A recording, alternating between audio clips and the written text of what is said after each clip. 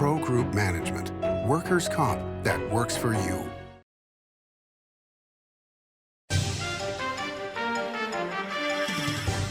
Welcome to Nevada Newsmakers. On the broadcast today, we're talking with Kristen Kennedy. She is the Executive Director for the Domestic Violence Resource Center. Here for the whole show on an all-new Nevada Newsmakers.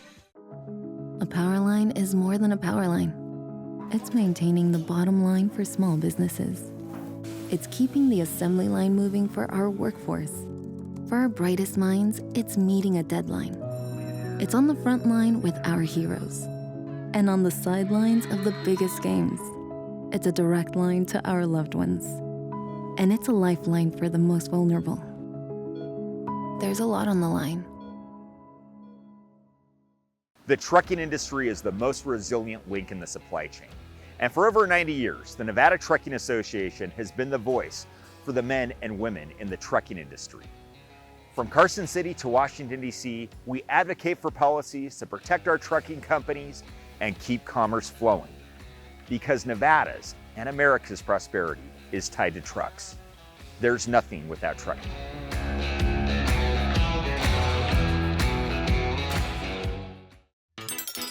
Meet Nevada Health Link, Nevada's official health insurance marketplace. Your link to savings, selection, free assistance, and name brand health insurance, where 90% of enrollees lower the cost of their monthly premium. Everyone deserves access to quality health coverage, no matter your income or family size. Visit NevadaHealthLink.com. A few minutes could save you hundreds of dollars per month.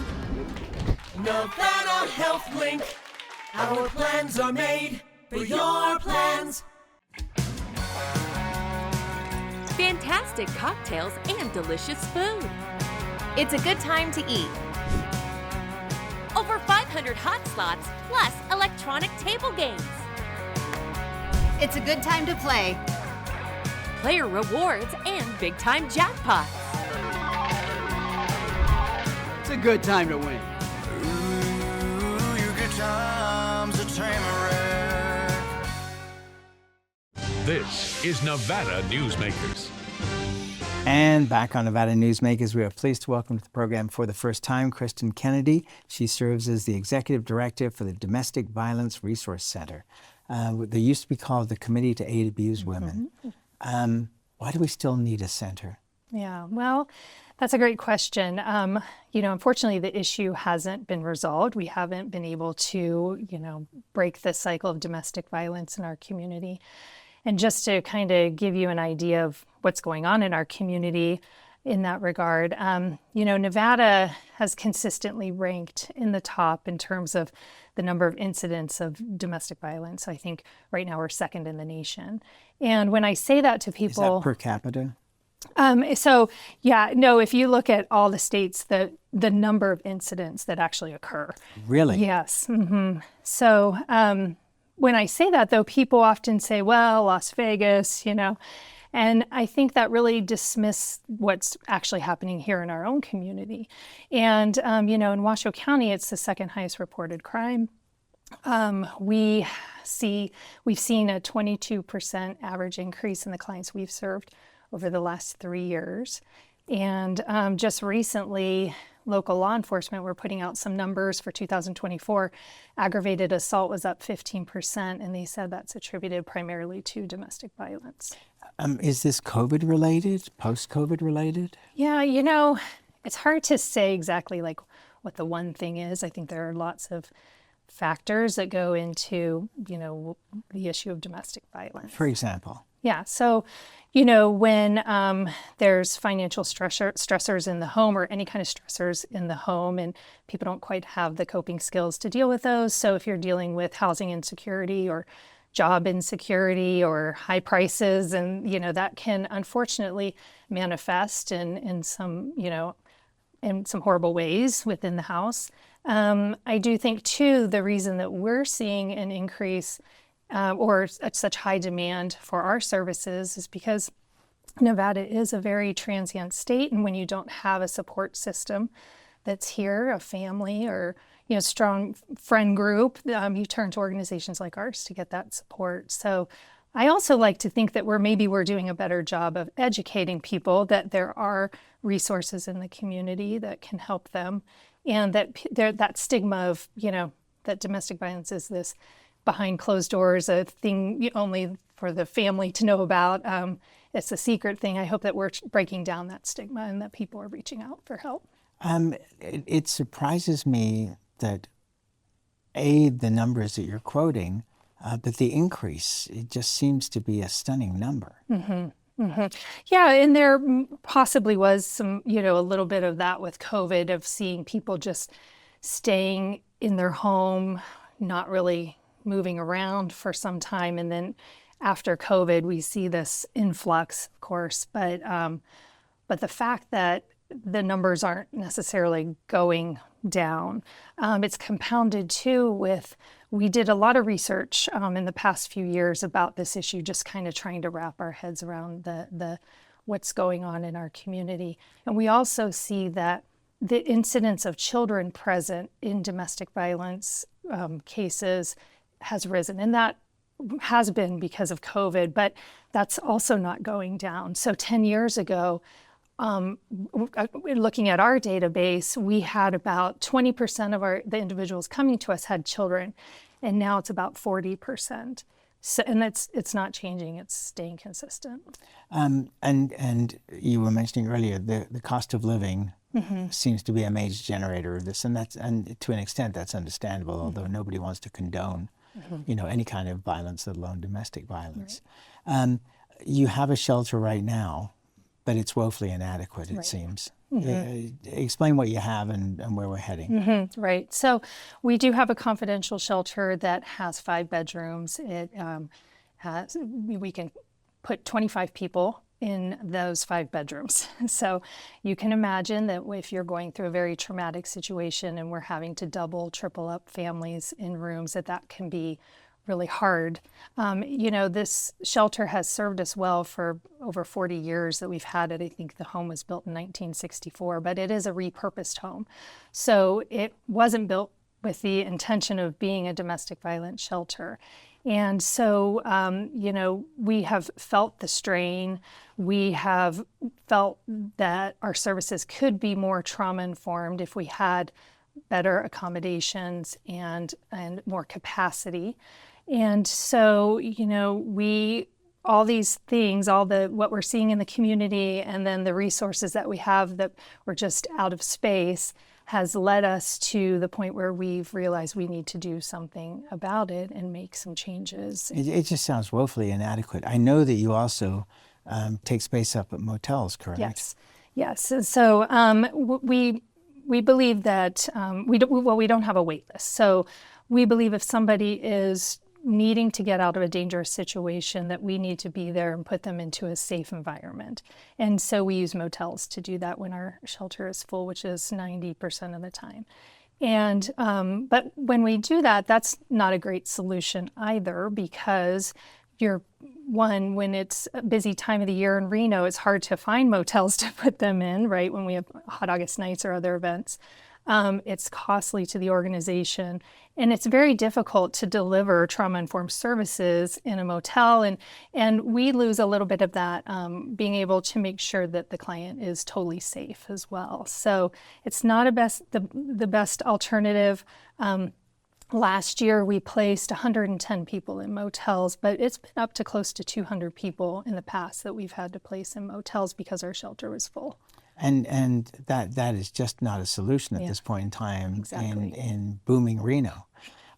Trauma-informed services, I don't understand what that phrase means. So would you explain, please? Yeah, so, we try to look at everything we do through that lens of this person has been through significant trauma. And so what do they need? And we try to place the individual at the center of deciding what it is that they need. They know their situation better than we do. And so we can lay out options, but we want the client to kind of be empowered to make decisions and to be cognizant of the situation that they've been in. So, for example, if, when somebody's coming out of a domestic violence situation, they've obviously been controlled. And so when they come to us, we try not to impose a gazillion rules on them when they go into the shelter. That's controlling them and continuing to control them. So we try to step back and say, is how we're addressing this in a trauma-informed way where the person feels that they're regaining their sense of agency in that process of being with us. But it even comes down to when you're thinking about a building.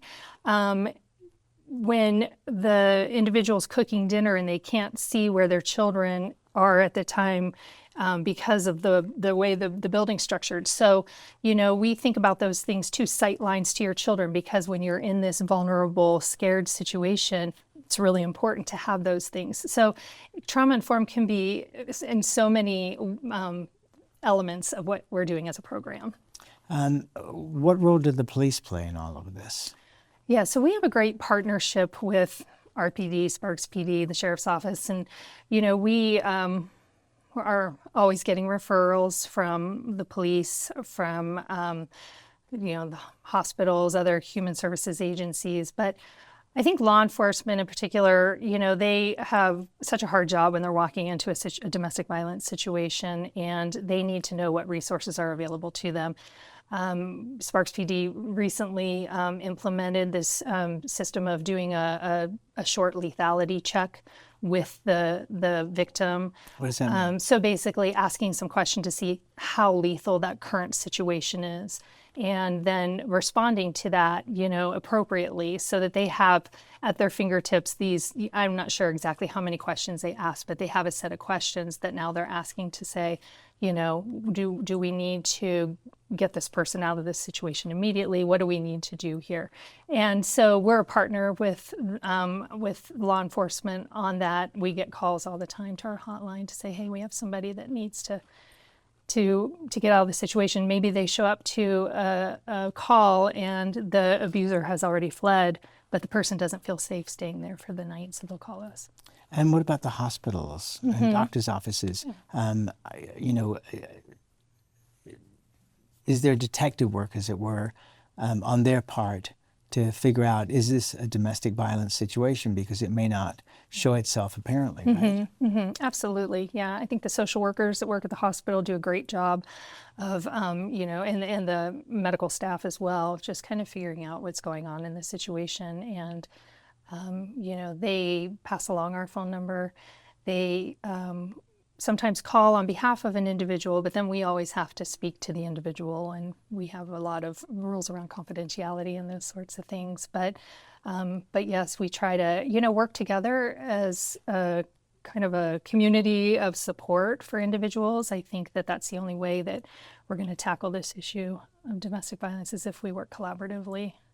Do you ever find situations where it seems obvious that, especially with kids, that there is domestic violence, and yet the parent is defending the situation and making up excuses for why the kid may be in the shape they're in? I think that when individuals come to us, they're usually at that point of wanting to tell what their story is. So you're not dealing on that level. Right, exactly. We're not trying to investigate whether this is, we're being the listeners and the non-judgmental ear oftentimes.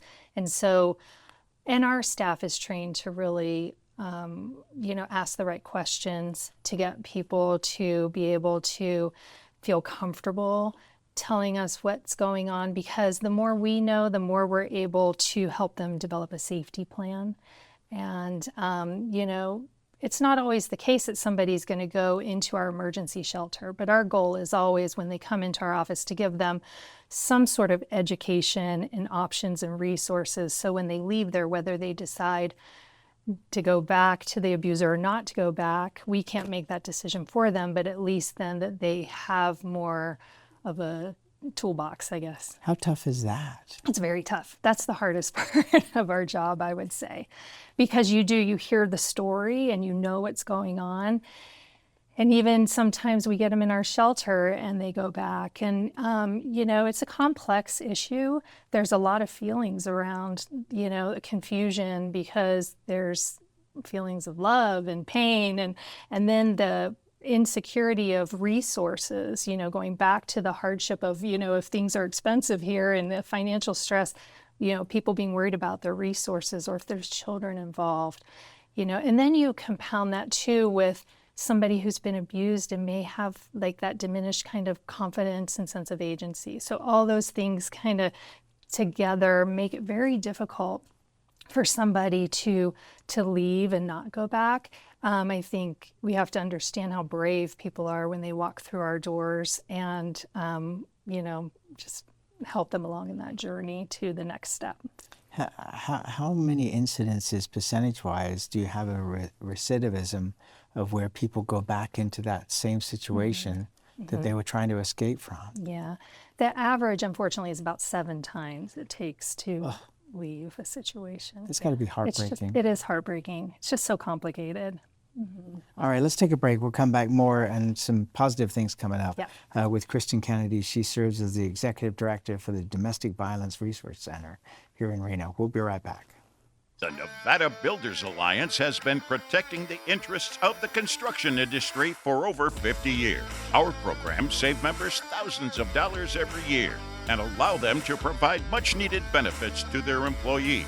Our industry also allows Nevada to grow. If you're thinking about a career in the construction industry, reach out.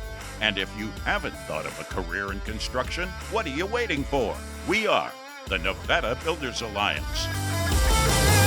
Take a look at Pro Group Management and see how your workers' comp requirements can be met head-on. By taking a proactive approach, Pro Group can assure that your company is meeting or exceeding state and federal standards. As you move forward in your industry, Pro Group moves with you, simplifying regulatory tasks, clearing the way so you can get the job done and look to your future success. Pro Group Management, workers' comp that works for you. Retail's impact on Nevada's economy? Enormous. 8,600 businesses, large and small, employing 145,000 workers. And last fiscal year, retail paid tax on nearly $60 billion in sales. We're the Retail Association of Nevada. We support retail, we help it grow, and we mean business. RANNV.org.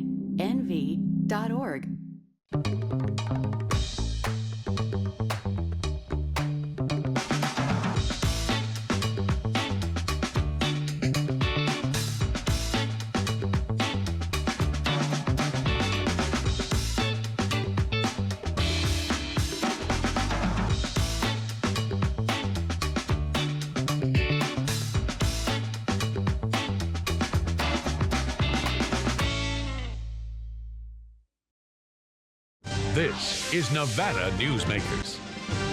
And back on Nevada Newsmakers, we continue our conversation with Kristen Kennedy. She currently serves as the Executive Director for the Domestic Violence Resource Center here in Reno. I'm presuming there are some facilities like this in Las Vegas as well. Mm-hmm. Yeah. How about rural Nevada? Are you aware that there are services available? There are services available and less shelter services, but there are services available. There's a wonderful shelter in Carson City, in Tahoe. So, and we all participate, or we all collaborate, I should say. Most of the organizations, domestic violence organizations throughout the state are part of the Nevada Coalition to End Domestic and Sexual Violence. We're members of that organization. So we meet monthly, actually, and talk about what's going on. So the good news here is that you're in the middle of a capital campaign. Right. You're trying to raise $25 million to build a 40,000 square foot building. What would be contained in that building? Mm-hmm. Yeah. So what we're planning to do is, right now we have 4 buildings, actually. We have a shelter, we have our community walk-in facility on Vassar Street where many of our wraparound services are, and then we have 2 apartment complexes for transitional housing. What we are doing with this project is we're bringing the shelter and the wraparound services together under one roof. So we will continue to offer all the same services that we currently offer now with protection order assistance, safety planning, counseling, financial coaching, all those things that we're currently doing. we'll continue to do. But the new building will allow us to expand our services, enhance our services. So, and then one of the big things that it will do is give each individual who comes in and their children privacy of having their own bedroom and their own bathroom.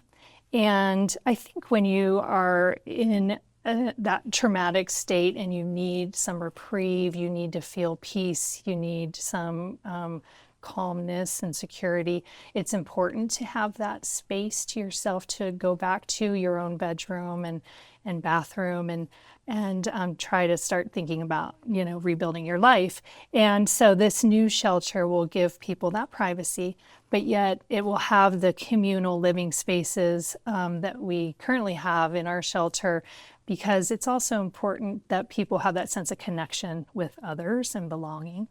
And then we'll have the wraparound services. And so some new services that we'll have, we're building space, we've designed space for medical office for vaccinations and dental checkups and things like that. We have a little counseling center. We will have a work skills like job training room, a larger children's area where we will have some children's enrichment programming. And we're also going to have areas where other community partners can come in and provide their services within the building. So right now we have State of Nevada that comes in once a week to do benefits enrollment, but we're hoping to do more of that kind of thing, maybe have legal clinic and some other services. So you've been very fortunate to have a very generous anonymous donor who put up half the money of this $25 million, yes. Which is wonderful. Yes.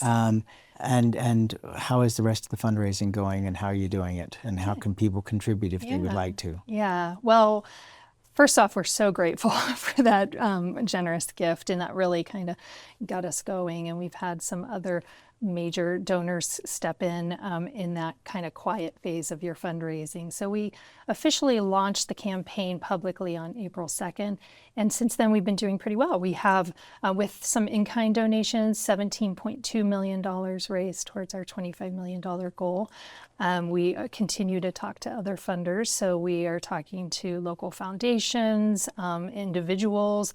With an organization that's been around as long as ours, we're fortunate to have many supporters who've supported us for decades. And so having those conversations with them as well to say this is a transformative project that is so critical to our community, and hopefully people will make a stretch gift or that one-time kind of legacy gift to the campaign. So that's our strategy, is just to get the word out and to talk to individuals and just tell the community how important this project is, and anybody can get involved at any level, and every gift counts and makes a difference. Not to say the least. All right, let's take another break, and we'll come back, and that'll give people a chance to get a pen and piece of paper, and you can write down some information. We'll be right back. Thank you.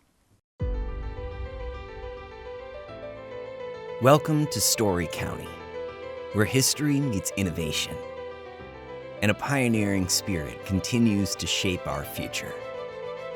At the heart of the Tahoe Reno Industrial Center, we power the future with global leaders in technology and manufacturing, driving progress that reaches far beyond our county lines. From advanced manufacturing to tech innovation, our industries are creating thousands of quality careers, fueling a vibrant economy that benefits every Nevadan. But it's more than just growth. Our community is our foundation, supporting families, empowering local initiatives, and creating a place where everyone belongs. Be part of a legacy built on bold ideas and boundless possibilities. Join us in building a brighter future right here in Story County. Story County, helping build Nevada's future.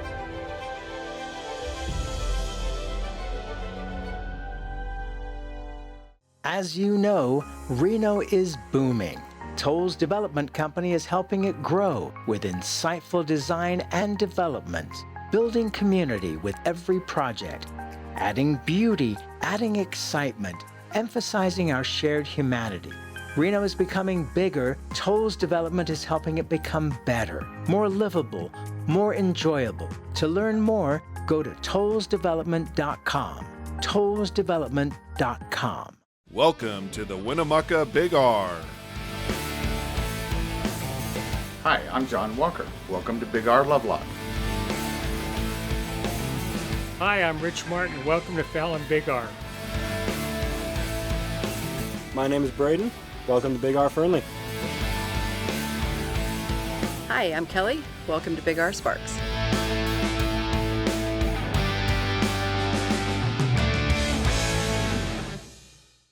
This is Nevada Newsmakers.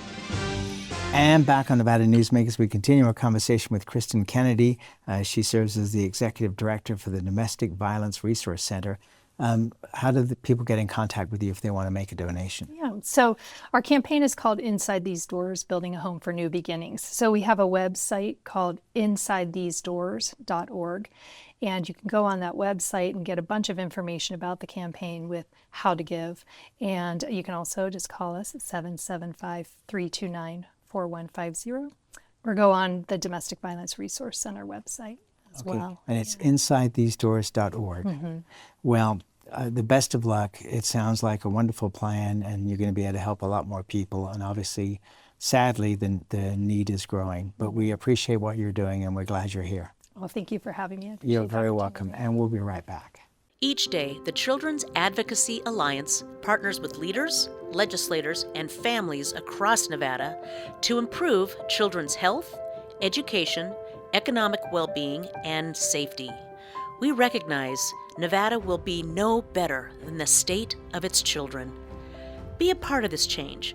Be a supporter of the Children's Advocacy Alliance. For more information, go to caanv.org. Imagine a magical garden that feeds Carson City's hungry and homeless, teaches our high school students agriculture, creates hanging floral displays to beautify downtown, and yet charges nothing. It's not magic.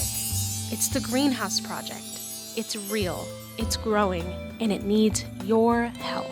Go online to carsоncitygreenhouse.org so together we can grow it forward.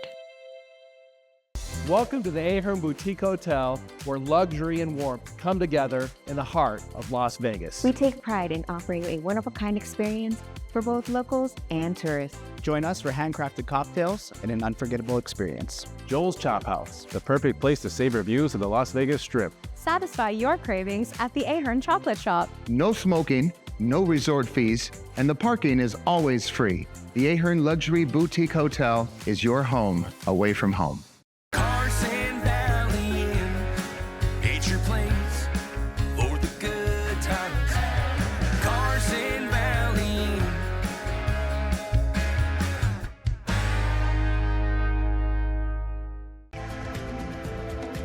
Save money and take transit.